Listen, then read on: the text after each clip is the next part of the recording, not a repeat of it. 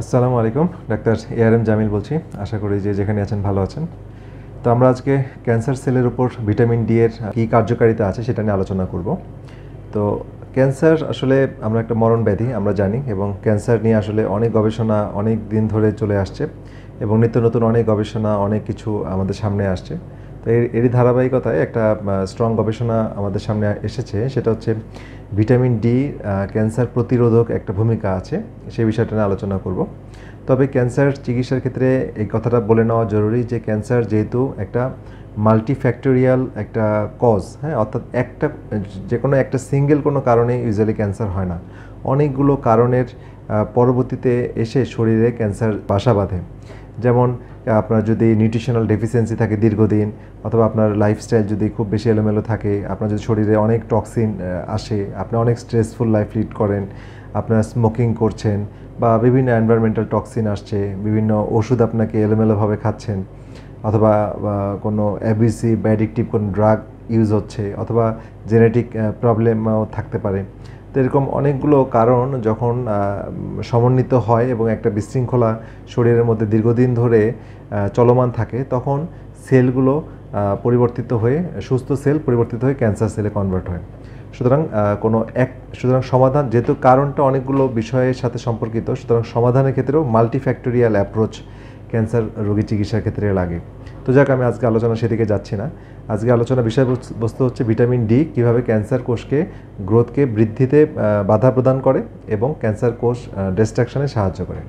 তো আমাদের শরীরে প্রায় প্রতিনিয়ত 10,000-এর মতো ক্যান্সার সেল তৈরি হয়, এবং এই 10,000 ক্যান্সার সেল আমাদের প্রতিনিয়ত তৈরি হচ্ছে এবং আমাদের শরীরের যে ইমিউন সিস্টেম সেটাকে ডিস্ট্রাকশন করছে। এবং এই ক্ষেত্রে আমাদের এই ক্যান্সার সেলকে বলা হচ্ছে ক্যান্সার স্টেম সেল। হ্যাঁ, তো ক্যান্সার স্টেম সেলের এই গ্রোথকে গবেষণায় দেখা গেছে যে ভিটামিন ডি কমিয়ে রাখতে সাহায্য করে, এবং যাদের ক্যান্সার আক্রান্ত তাদের ম্যাক্সিমাম ক্ষেত্রে ভিটামিন ডি কম পাওয়া যায়। আচ্ছা, তো রিসার্চে আরেকটা জিনিস দেখা গেছে যে যাদের ক্যান্সার আক্রান্ত রোগীদের বা 20,000 ইউনিট করে ইন্টারন্যাশনাল ইউনিট করে ভিটামিন ডি যদি দেওয়া যায়, তাদের সিস্টেমিক ইনফ্লামেশন কমে যায় এবং ক্যান্সার হওয়ার ঝুঁকি অনেক কম থাকে। এছাড়া কীভাবে এই ভিটামিন ডি ক্যান্সার কোষকে ডিস্ট্রাকশন বা প্রতিরোধ করে, এই বিষয়টা এখন আমরা একটু জানব।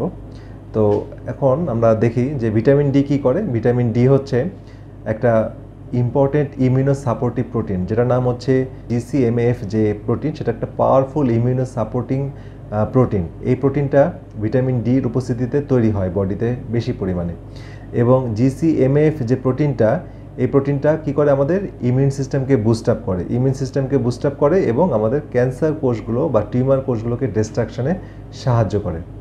আচ্ছা, এছাড়া এই জিসিএমএফ প্রোটিন একটা এনজাইম আছে যেটার নাম হচ্ছে নাগালেজ। এই নাগালেজ এনজাইমকে ইনহিবিট করে, অর্থাৎ কমিয়ে রাখে। এই নাগালেজ এনজাইমটা কী জিনিস? এই ক্যান্সার এবং ভাইরাস আক্রান্ত কোষগুলো, অর্থাৎ যেই কোষগুলো খারাপ হয়ে যায়, মানে খারাপ দিকে টার্ন নেয়, সেই কোষগুলো নাগালেজ এনজাইমটা তৈরি করে। এবং এই নাগালেজ এনজাইমটা আমাদের যে ইমিউন সিস্টেমের যে ম্যাক্রোফেজ নামক যে ডাব্লিউবিসি সেল আছে, শ্বেত রক্তকণিকা, সেই সেলটাকে অ্যাক্টিভিটিকে ডিঅ্যাক্টিভেট করে দেয়। এই ম্যাক্রোফেজ কিন্তু খুব ইম্পর্ট্যান্ট, কারণ যেই কোষগুলো ক্যান্সার আক্রান্ত হয় বা যেই কোষগুলো আমাদের ভাইরাসের আক্রান্ত হয়, ড্যামেজ হয়ে যায়, সেই কোষগুলোকে কিন্তু সে এনগালফ বা খেয়ে পরিষ্কার করে ফেলে। সুতরাং নাগালেজ যখন কমে যায়, তখন ম্যাক্রোফেজ অ্যাক্টিভিটি কমে যায়, তখন শরীরে এই সমস্যাগুলো, ক্যান্সারের গ্রোথটা বেশি হয়। জাস্ট চিত্রের মাধ্যমে যদি আমরা দেখেন আপনারা, এই ভাইরাস এবং ক্যান্সার আক্রান্ত কোষ থেকে নাগালেজ তৈরি হচ্ছে। এই নাগালেজ এনজাইমটা তৈরি হচ্ছে, এটা একটা বোমের মতো। তো এইটা কি করে, এই নাগালেজ এনজাইমটা এই জিসিএমএফ যে প্রোটিনের প্রিকারসার, মানে আগের যে ফরমেশন থেকে এটা অ্যাক্টিভেট হওয়ার যে প্রক্রিয়াটা, সেটা বাধাগ্রস্ত করে, যে কারণে এই ম্যাক্রোফেজটা ইনঅ্যাক্টিভ ফর্মে থেকে যায়, এটা ইনঅ্যাক্টিভ হয়ে যায়। এবং ভিটামিন ডি কী করে? ভিটামিন ডি হচ্ছে এই জায়গায় এসে কাজ করে, ভিটামিন ডিটা এখানে এসে কাজ করে, এই নাগালেজ এনজাইমটাকে ইনঅ্যাক্টিভ করে দিচ্ছে, এবং যে কারণে এই জিসিএমএফ প্রোটিনটা তৈরি হতে পারছে, এবং এই প্রোটিনটা আলটিমেটলি ম্যাক্রোফেজকে অ্যাক্টিভেট করছে। ম্যাক্রোফেজ যখন তৈরি হয়ে যাচ্ছে, তখন তারা এই ক্যান্সার আক্রান্ত সেল এবং ভাইরাস আক্রান্ত সেলকে ডিস্ট্রাকশন করে ফেলছে। তাহলে এই মেকানিজমটা বোঝা খুবই জরুরি, যে ভিটামিন ডি কীভাবে ক্যান্সার আক্রান্ত সেলগুলোকে ডিস্ট্রাকশন করে। এছাড়া ভিটামিন ডি কী করে? নর্মালি ক্যান্সার সেলে কিছু বৈশিষ্ট্য আছে যেটা জানতে হবে, এবং ভিটামিন ডি আলটিমেটলি কী প্রভাব ফেলে সেটাও জানতে হবে।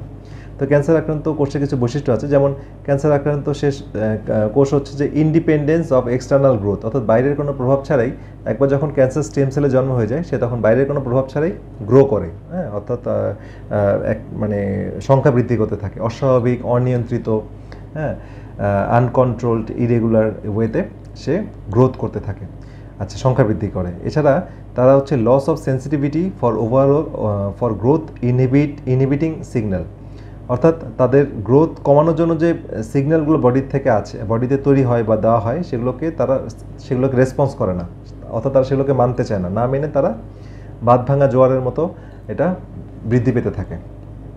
আরেকটা হচ্ছে আনলিমিটেড গ্রোথ পোটেনশিয়াল, তাদের মানে হোস্ট, মানে যেই দেহের উপরে তারা মানে ভর করে তার হোস্টের মৃত্যু না হওয়া পর্যন্ত তারা থামে না, তারা মানে আনলিমিটেড, হ্যাঁ, মানে অপরিসীম ওয়েতে তারা বৃদ্ধি পেতে থাকে এবং তারা যত গ্রো করে তারা তাদের নিজস্ব একটা নিও অ্যাঞ্জিওজেনেসিস, অর্থাৎ তাদের নিজস্ব রক্ত চলাচল চারিদিক থেকে নিয়ে নেয়, হোস্ট থেকে সব নিউট্রিশন নিয়ে নেয়, খাবার নিয়ে নেয় এবং তারা গ্রো করে। আচ্ছা, এবং কোষের যে স্বাভাবিক মৃত্যু সেটাকে বলা হয় মেডিকেল ভাষায় অ্যাপোপ্টোসিস। এই স্বাভাবিক মৃত্যুর প্রক্রিয়াটাকেও ক্যান্সার কোষের ক্ষেত্রে কার্যকর থাকে না, অর্থাৎ তাদের মানে অমরত্ব লাভ করে তারা যতক্ষণ না হোস্ট মারা না যায়, এই একটা বিষয় হয়ে যায়।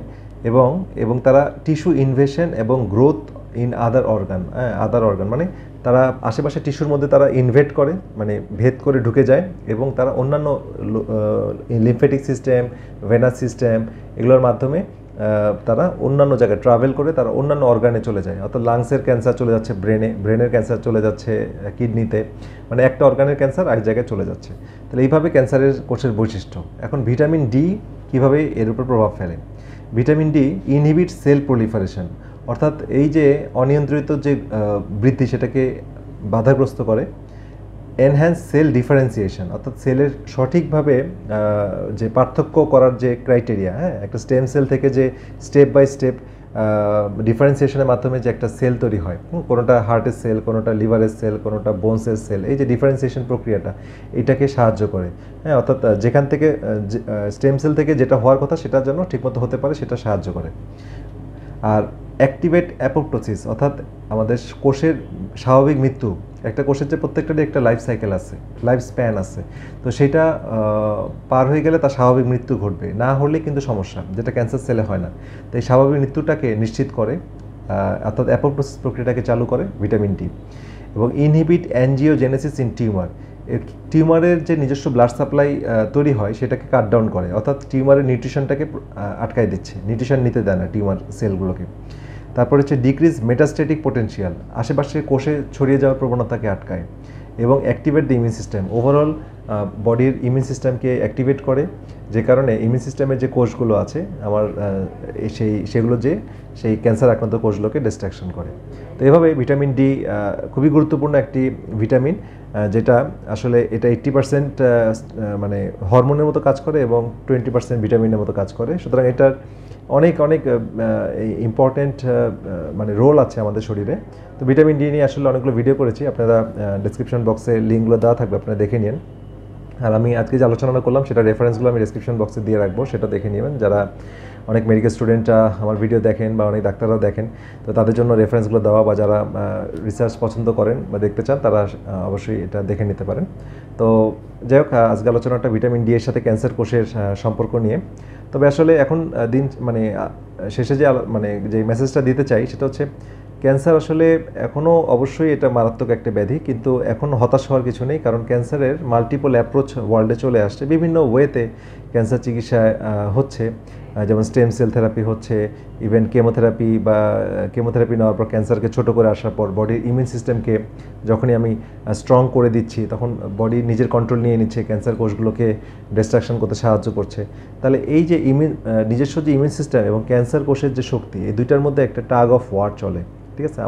আমাদের টার্গেট থাকবে যে অবশ্যই বডির ইমিউন সিস্টেমকে স্ট্রং রাখা, এবং এই ন্যাচারাল ওয়েতে কোন লাইফস্টাইল ফলো করলে, কী ধরনের নিউট্রিশন আমাদের প্রোভাইড করলে, কী ধরনের জীবনযাপন করলে বা কী ধরনের ন্যাচারাল থেরাপি নিলে আমরা আমাদের ইমিউন সিস্টেমকে বুস্ট আপ করতে পারবো, যেন আমার ভিতরে সৃষ্টিকর্তা যেই ক্যান্সার ডিস্ট্রাকশন করার যে সেলগুলো দিয়ে রাখছে ইমিউন সিস্টেমের মধ্যে, সেগুলো যেন অ্যাক্টিভেট থাকে এবং ক্যান্সার কোষগুলোকে ডিস্ট্রাকশন করে। তো কিছু কিছু সময় অবশ্যই কেমোথেরাপির প্রয়োজন আছে। কেমোথেরাপি দিয়ে যখন খুব বড় সাইজ হয়ে যায় বা খুব বেশি মানে ছড়িয়ে যায়, তখন টার্গেটেড ইমিউন থেরাপি আছে, তারপরে হচ্ছে আপনার কেমোথেরাপি আছে, সেগুলো দিলে ক্যান্সার সাইজগুলো ছোট হয়ে আসে। তারপরে আমাদের এই ইমিউন বুস্টিং ইফেক্টগুলো নিতে হবে, সেটা নিউট্রিশন, ফুড, লাইফস্টাইল চেঞ্জের মাধ্যমে প্রোভাইড করতে হয়। তো এই মাল্টিপল অ্যাপ্রোচের মাধ্যমে যখন চিকিৎসা করা হয় তখন ক্যান্সারকে জয় করা সম্ভব। তো যাই হোক, আজকের ভিডিও আশা করি আপনাদের অনেকের উপকারে লেগেছে। পরবর্তী ভিডিও দেখা আমন্ত্রণ রইল।